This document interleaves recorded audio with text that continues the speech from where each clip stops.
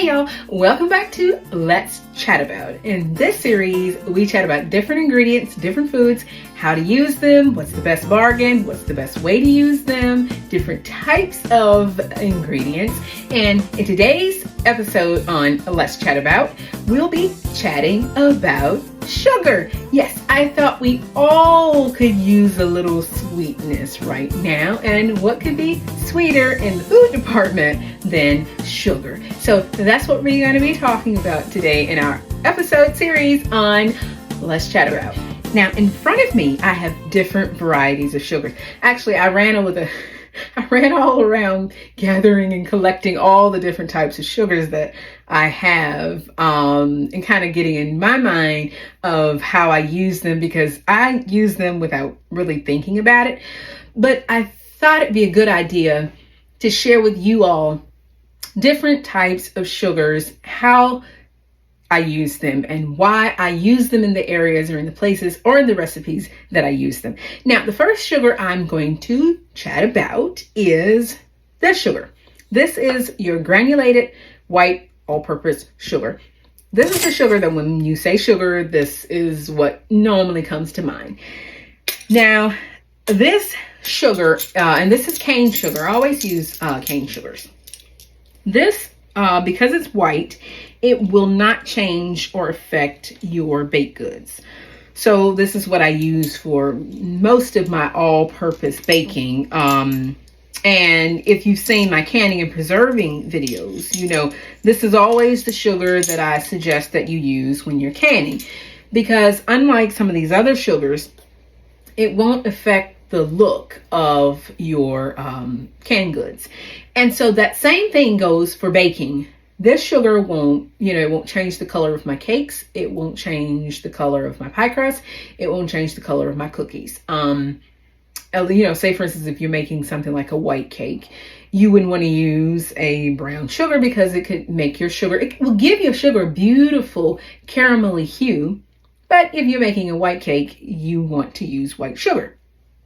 Now, that said, this is one of the more processed of all the sugars, because sugar, when it starts out, and I'll show you what a raw sugar looks like, because here I have raw sugar. So this is simply this that has been processed to remove most of the molasses out of sugar, the natural molasses, because that is where sugar comes from. So that is where molasses come from, sorry. Molasses is naturally in sugar, and they extract it out of sugar, and of course you get this very pretty white granulated sugar. Now there are types of granulated sugars. They're not all exactly the same. You have castor sugar, you would call it in the UK. It's what we call granulated sugar here in North America. And then you have superfine sugar, which is just granulated sugar that has been processed to be a little bit finer. It dissolves a little better. So if you're making meringues, something like that, you would use a superfine sugar. But for just general cooking, general baking, general canning, this is going to be your go-to sugar. Now, to my right here, I have brown sugar. Now, brown sugar is granulated sugar in North America, because in overseas in Europe, brown sugar is completely different. Here in North America, brown sugar is granulated sugar that has molasses added into it. And so you get this beautiful, soft sugar that still has quite a bit of moisture in it, and it packs well. As you see, I can pack this in the spoon and then just turn it out and it holds its shape. Unlike the granulated sugar, which is into granules. Now, you can make your own brown sugar. I make my own brown sugar. It's just simply a mixture of granulated sugar and molasses, and how much molasses you add makes your sugar darker. This is light brown sugar, which means it has, it's not over, the molasses isn't, it's not an excessive amount of molasses. If you want to make dark brown sugar, you would just add more molasses until it gets to the nice color that you want, and you can make it very easily in your stand mixer. Now, over here to my, come on open. Over here, I have a natural sugar. Now, this is granulated sugar that has not been bleached, and all of the molasses has not been removed. So this sugar is this sugar in its less refined form. So as I say, this is the most refined, this is less refined. Now, this is what I use for everyday use in our house, whether it's coffee, tea, drinks. If I'm just doing some regular baking and I'm not worried about the color, changing my baked good, this is the sugar that I use for us. And because it's a little bit more natural and it's not quite so processed. So this is just another general all-purpose sugar. These sugars are usually organic, and these sugars are also vegan because they have not been processed with any sort of animal ingredient whatsoever. So, and always check your labels just to make sure you are using a vegan sugar, because some sugars have been processed with animal ingredients. Now here I've got the original, one of the original sugars of all sugars. This is called turbinado sugar, and it is a coarse variety of sugar. Now I'm just going to pour it. This is the sugar that I kind of keep because of its texture. It's not something that you would grab for everyday baking. But you can see, compared to the fine granulated sugar, or even this sugar, which this sugar, this raw sugar here is a little bit coarser than our granulated sugar, but this is very, very coarse. Now, this is the type of sugar that you'll find sprinkled on top of, like if you're doing an open pie, like a galette, or some sort of free-form pastry, like a blueberry or cherry pie, or whatever you're doing a free-form. This is the sugar that is always sprinkled on top, and it gives that top of the pie crust a very crunchy texture because it doesn't dissolve very well. And you can use it for baking. If you want, say, a more natural sugar to use, it's good for baking. Just keep in mind that unless you put it in a food processor and kind of grind it up a little bit, make it a little bit finer, it will never completely dissolve in your baked goods. Now, say for instance, you need to make like a caramel. This is very good because it will melt then, and it'll also give your caramel a really nice molassesy hint.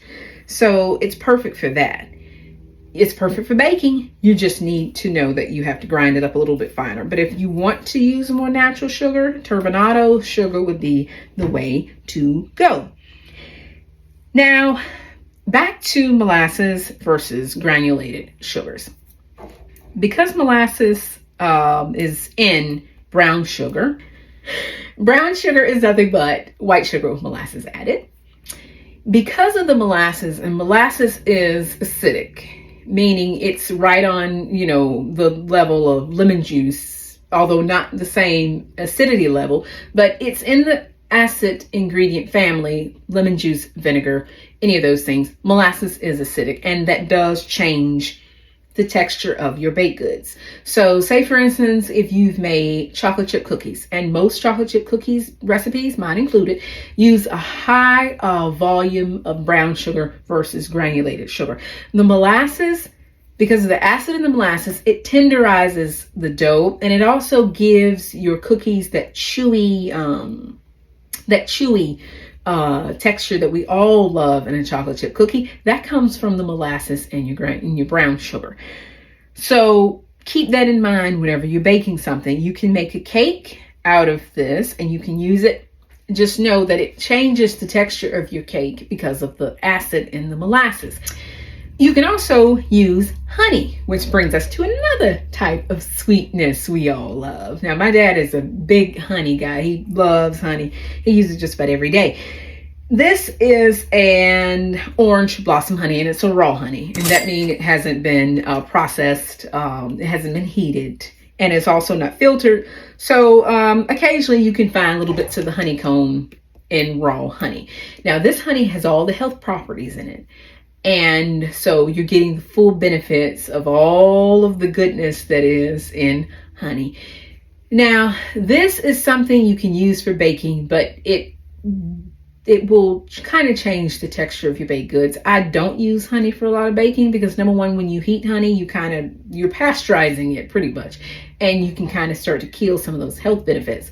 This, in our house, we reserve strictly for tea, for drizzling honey on something, maybe a baked sweet potato or something like that. We don't really use it for a whole lot of baking. If you're making something and you do want to add honey in it, for some flavor reason, then you could add the honey. Say if you're making marshmallows, and instead of using corn syrup, also works for sweet potato, not a sweet potato pie, a pecan pie, where you use corn syrup. You can sub out some of the corn syrup for the honey, and it will work just fine. Just know you'll lose some of the health properties of the honey because you will be heating it. Now, another liquid sweetener, and by the way, these are called invert sugars because they are liquid sugars. So all sugar at the end of the day really does start out as a liquid because sugar comes from sugar cane, and the sugar cane is crushed and the liquid sweet is extracted out of the sugar, and then it's boiled and processed until it comes to turn out to be these ingredients that we have here. That is how you make sugar. And so both of these are invert sugars, and they are a liquid sugar. This, of course, is pure maple syrup, which comes from a maple tree. And it's usually more expensive because the process that it takes to make maple syrup is very labor intensive and it's fairly expensive. So maple syrup is not cheap.